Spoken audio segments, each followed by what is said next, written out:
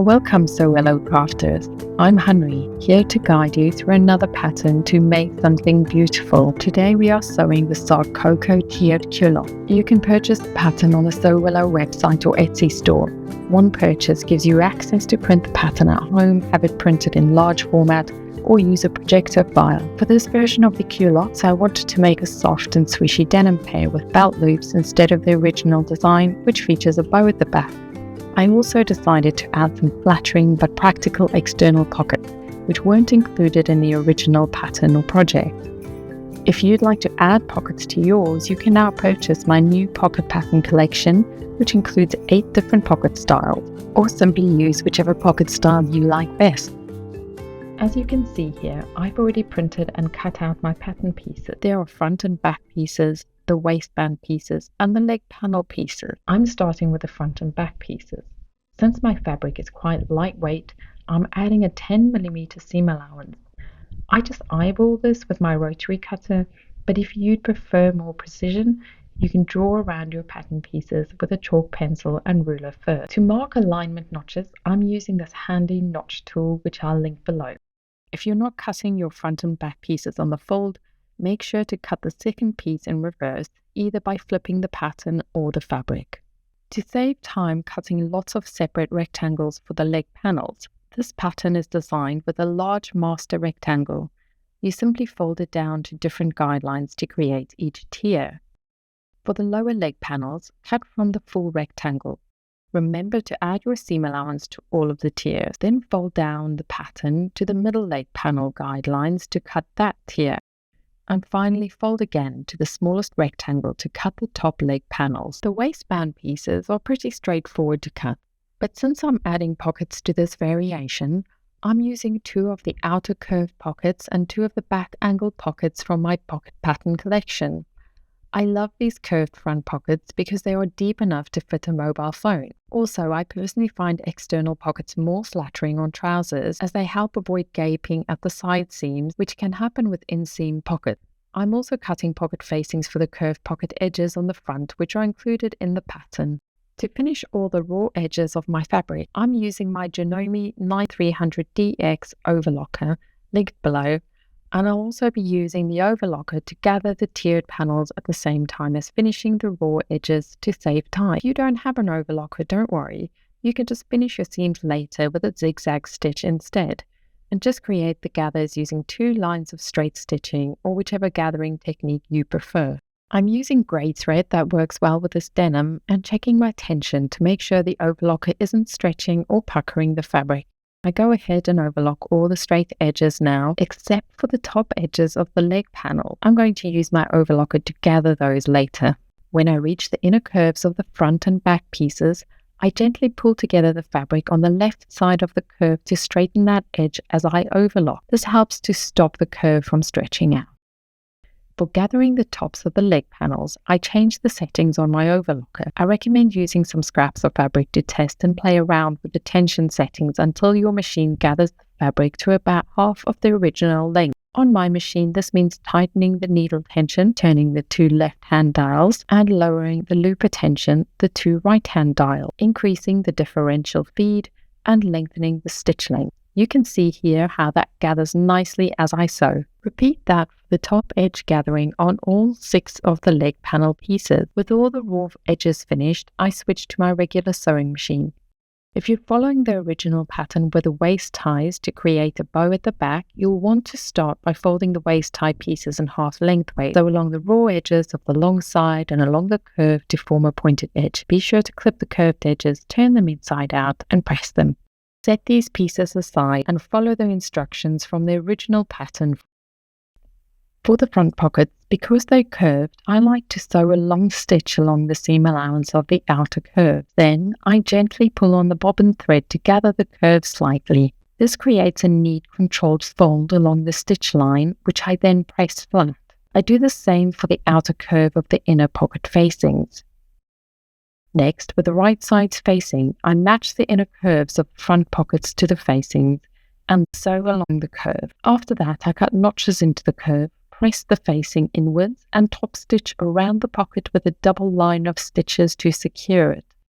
To attach the pockets to the front pieces, I line them up with the outer seam edges. Here you can see that my pockets sit a bit higher on the fabric, so I have some excess at the top. This will need trimming once attached. Pin the pockets in place, making sure they're positioned the same on both front pieces. I sew them on with a double stitch line along the outer curves, matching the stitching around the pocket opening.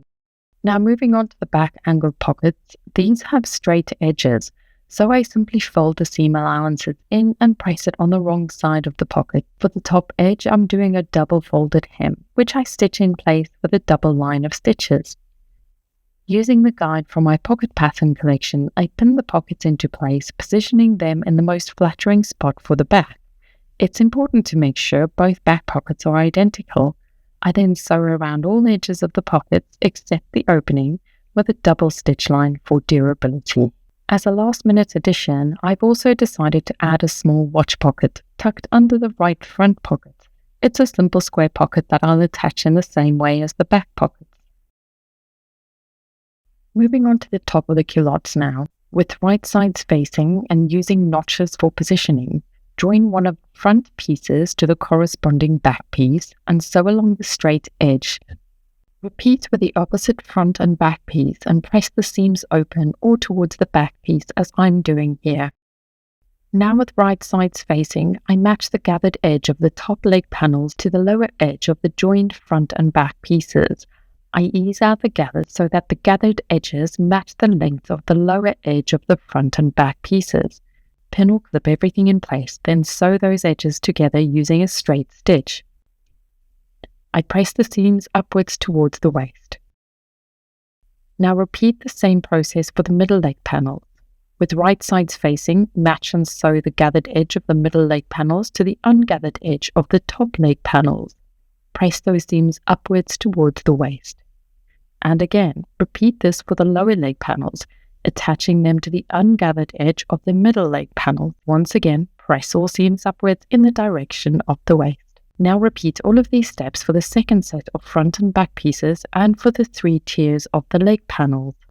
Once all of the seams are sewn, I like to go back and top stitch above the gathered edges of each leg panel tier. This helps secure the seams and gives it a professional finish. After that, press everything again to neaten. Using one of the joined leg pieces, fold it in half with right sides facing. Trim away any excess threads, then pin together the inner leg seams matching the seam lines where the gathers meet. Repeat this for the second leg piece. Press the inner leg seams towards the back of the garment, or you can press them open if you prefer. Turn one of the joined leg pieces right side out and place it inside the other leg piece. Match the notches on the curved crotch line and pin the pieces together. Sew along this curved edge to join the 2 legs. Before we attach the waistband, I recommend doing a quick fitting to check that you're happy with the rise of the garment. Finished rise, including the waistband, is around 15 inches or 38 centimeters. When fitting the trousers, remember that the waistband will add an extra 5 centimeters and the crotch will hang about 7 centimeters below the crotch line. If you need to adjust the rise, you can trim the top edge of your preferred length. Just make sure to follow the curves of the top waistline before attaching the waistband. Now, let's move on to the waistband. Iron the interfacing onto the top half of the front waistband on the wrong side of the fabric. If you're adding waist ties from the original pattern, now is the time to follow those instructions to attach the ties. With the front waistband piece and the back waistband piece, which is longer than the front, place them right sides facing and sew along the short edges. Press the waistband side seams open. Next, with your joined leg pieces turned inside out, match the side seams of the waistband to the side seams of the culotte. Pin the waistband in place, ensuring the straight edges of the waistband are eased into the curves of the top of the leg pieces. Once everything is pinned, sew the waistband to the top edge of the culotte using a straight stitch. Once the waistband is sewn on, I like to use pinking shears to trim away the excess seam allowances, which helps prevent fraying. Then press the seams upwards away from the waistband. Now turn your culotte right side out and place a 10mm edge along the top of the waistband. Then fold the waistband down towards the outer sides of the culottes, covering the seam that attaches the waistband to the garment. At this point, I top stitch along the front waistband, but for the back waistband, I leave a 3cm gap near each side seam to allow for the insertion of the elastic. Using a safety pin on the end of the elastic, insert that end into the waistband opening, then pull the elastic all the way through. Once the free end of the elastic is tucked in near the side seam, pin it in place. Smooth out the elastic around the waistband, making sure it's not twisted. I then top stitch near the side seam line to secure the elastic in place, ensuring I catch enough of the edge of the elastic to hold it. Afterwards, sew the gap closed to seal the elastic inside the waistband. To secure the opposite end of the elastic, use a safety pin to pull it to the other side of the waistband. Remove the pin and carefully tuck it into the waistband near the opposite side seam. Pin it in place, top stitch to secure, and then close the gap. Finally, to avoid the elastic twisting in the waistband, I like to stitch a central line down the length of the waistband. Stretch the elastic as you sew to ensure it stays evenly distributed. Using the cut belt loop strips, fold the strip or strips in half lengthways with the right sides facing. Then sew along the raw edge with a 10mm seam allowance. Once sewn, turn the strips inside out and press them flat. Pin them to the waistband, ensuring the raw edges face downwards towards the waistband. I'm positioning 3 loops along the back waistband and 2 on the front, lined up with the edges of the pockets. Sew the belt loops in place, then fold them downwards.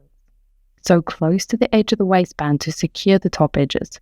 Fold the raw edges of the belt loops under to match the lower edge of the waistband and top stitch them in place, matching the top stitching already on the waistband. The final step is hemming the culottes. First, check the length of your culottes with the shoes you plan to wear them with. You can either simply turn up the lower hem with a double fold for a clean finish, or if like me, you've got long legs and didn't quite cut the lower tier long enough, you can use a hem facing. To make a hem facing, cut a strip of fabric that's about 5 centimeters wide, and with right sides facing, sew it to the lower edge of the lower leg panel. Press a single fold at the top of the hem facing, then pin and sew the facing in place. And you're done.